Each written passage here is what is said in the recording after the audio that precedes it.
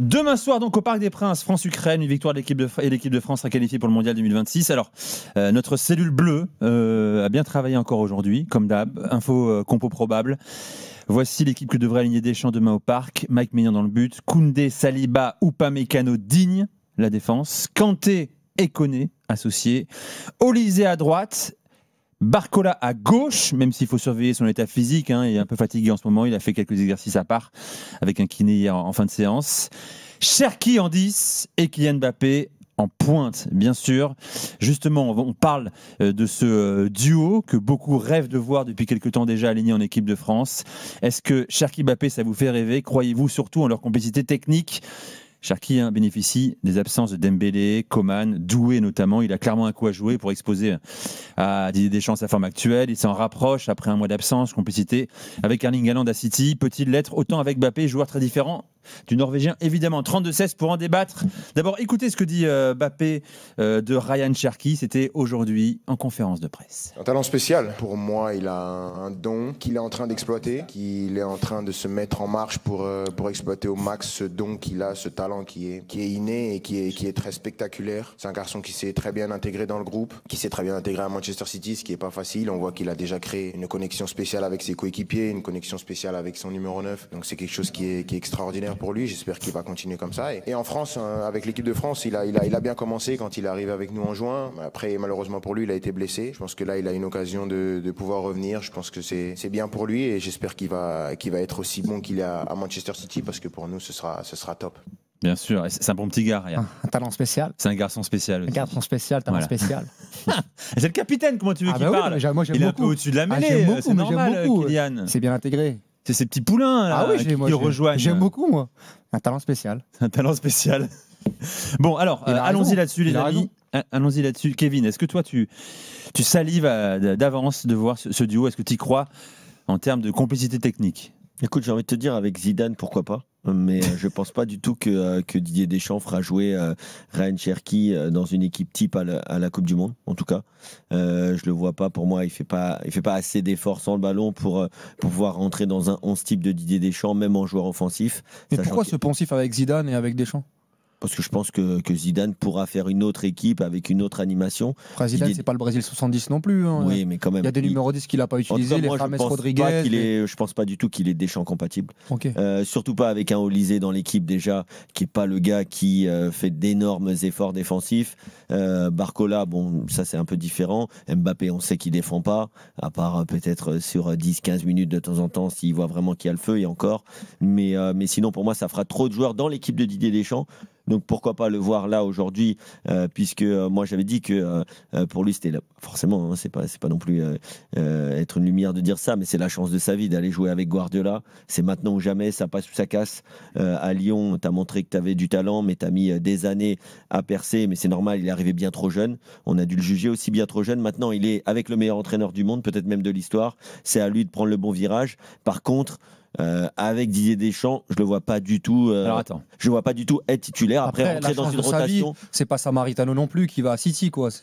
J'ai l'impression qu'il a gagné un ticket d'or, quoi. C'est quand même Ryan Cherki. Il a quand même des qualités de fou. Non, mais là, pour moi, je vais mettre beaucoup de joueurs qui sont passés à City, comme Riyad Mahrez. C'était la chance de sa vie d'arriver vraiment tardivement avec Guardiola. Pour moi, de toute façon, travailler avec Guardiola, que ce soit un adjoint, un joueur, un président, c'est la chance de ta vie, quoi qu'il arrive. C'est une chance. Là, tu veux amener ce débat-là vers un peu d'ironie, mais je suis très très sérieux. Je pense qu'un joueur comme Jérémy Doku, c'est la chance de sa vie de jouer avec Guardiola aussi, parce qu'il lui manque beaucoup de choses. Mais quel est le rapport avec le débat du soir? Justement, je te dis que quand tu joues avec Didier Deschamps, pour moi, c'est pas la chance de ta vie. Écoutez Deschamps. Ce sera très compliqué pour moi de le faire rentrer dans un 11 type. Deschamps sur Cherki aujourd'hui en conférence de presse, il aime le profil, mais là je te rejoins, on sent quelques réserves. Écoutez bien entre les lignes.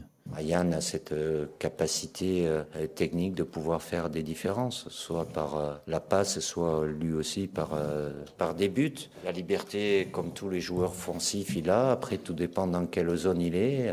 Qu'il ait cette capacité de pouvoir rentrer et faire des différences, c'est bien, parce qu'on n'a pas toujours eu ça. Et quand on fait rentrer un joueur offensif, c'est bien qu'il puisse amener quelque chose et faire des différences. Fin de match, avec la fatigue de l'adversaire, quand on est un joueur technique comme lui, il y a un avantage. T'as vu, t'as compris. J'ai eu la réponse à ma question. T'as compris ce qu'il voulait dire, Kevin. En venir. Il dit aussi, c'est pas dans l'extrait, à un moment il commence à le dire là dans l'extrait qu'on vient d'écouter, il dit c'est un joueur qui joue une belle liberté offensive, maintenant défensivement il faut pas non plus négliger l'équilibre. T'as compris que, premier point, pour lui Cherki encore n'est pas une assurance sur le plan défensif. Deuxième point, il compte plus sur lui sur un dernier quart d'heure, quoi. Voilà. C'est ce que je voulais dire. Ou une dernière demi-heure peut-être. Oui, bon, sur les mots, mais bon, peu importe. Oui. Qu'est-ce que t'en penses, toi? Déjà, moi, c'est une attraction de voir Ryan Cherki titulaire en équipe de France en tant que gogo. Les go-go du foot. Donc Kevin est l'ambassadeur. Chez les naïfs. Kevin est l'ambassadeur. Ce football TikTok. Les mecs ont kiffé le documentaire sur Luis Enrique, par exemple. Voilà, moi j'adore ça. J'ai envie de voir cette association avec Kylian Mbappé, avec Barcola, avec Michael Olise. Surtout qu'on s'ennuie de plus en plus sur les trêves internationales. À lui de faire changer son statut. Déjà, je pense qu'il l'a changé avec cette rentrée exceptionnelle contre l'Espagne. Depuis, je pense qu'il a fait sa place dans les 23 de l'équipe de France. Maintenant, moi, je suis d'accord avec Kevin. Aujourd'hui, au très très haut niveau, je vois encore un Cherki en impact player et un Cherki titulaire.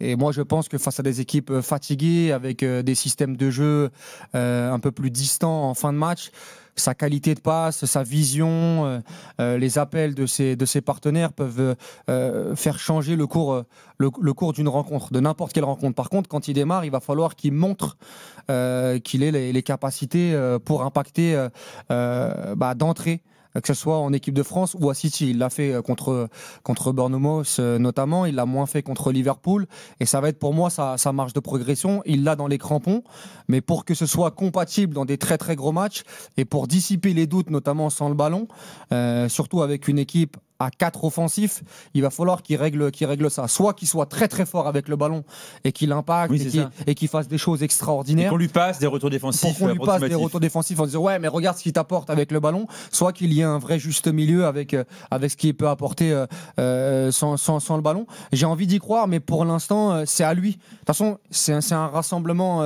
cherkiesque. Pour moi, il doit...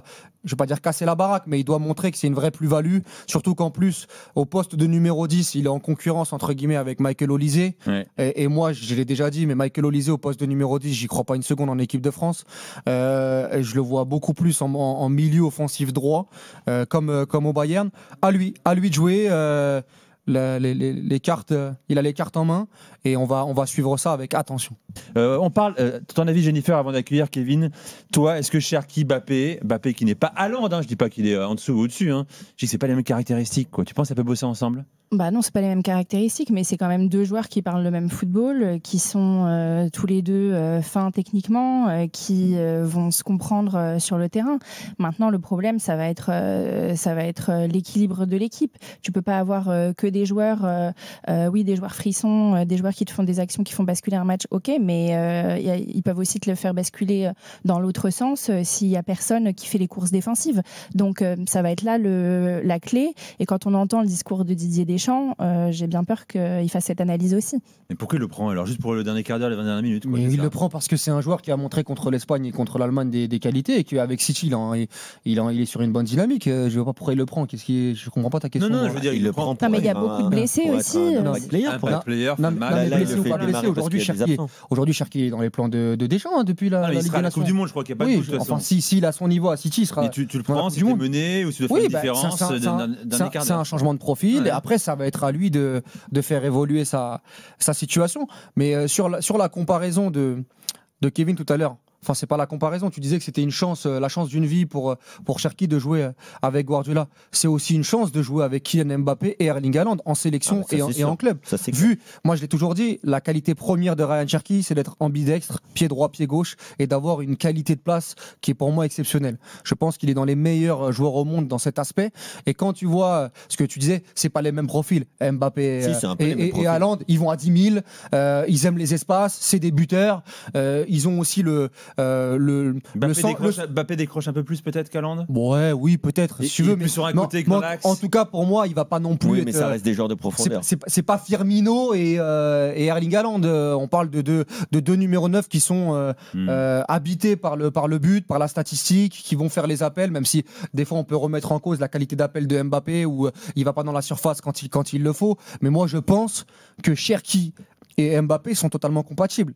Et je vais peut-être effrayer, mais moi, ça me fait penser à ce que j'ai vu avec Neymar et Mbappé au PSG. C'est-à-dire que quand Neymar était recentré dans l'axe, Neymar avait une qualité de passe qui était exceptionnelle.